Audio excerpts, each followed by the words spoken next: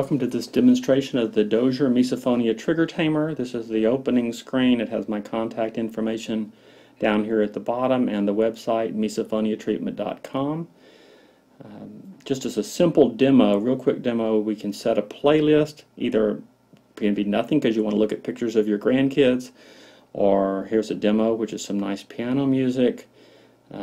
We can select a trigger. This is a ringing bell, so it shouldn't trigger you if you have misophonia because it's an old-timey telephone bell. And you set the initial treatments and you click start. You can test the trigger. This is in a trigger only mode. You hear just the trigger ring, and you can increase the length of the trigger. You can increase the volume of the trigger. And so for a real trigger you would start very, very, very low, so low that you couldn't hear it, and very short, and bring it up until you start to feel the trigger. But let's go ahead and start it.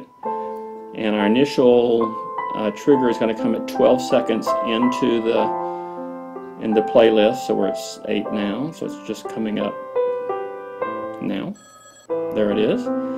And you can set when that first trigger occurs. You should give yourself enough time to relax and get calm.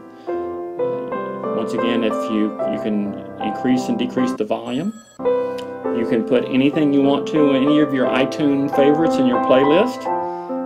A recording of your most horrible gum snapping or popcorn crunching or typewriter typing, whatever it is that triggers you. And what this does is it allows you to be relaxed and calm and happy, or you can be excited and happy or laughing and having fun. And then you get this very small dose, very, very small dose of the trigger, and that allows your lizard brain to connect the happy feelings with that trigger sound rather than the current jerk you around, anger, rage connection that is jerked out of you as a reflex when you hear those triggers. So that's the Dozier Misophonia Trigger Tamer. Once again, you can set your own playlist by putting plus and picking your songs that have been loaded in here, copied over. You copy them over from iTunes, and I'm just going to. This is where you also copy over the triggers, and I'll just do one quick copy here because I know the triggers that I have in my iTunes are very short, and so it shows you when it's copying.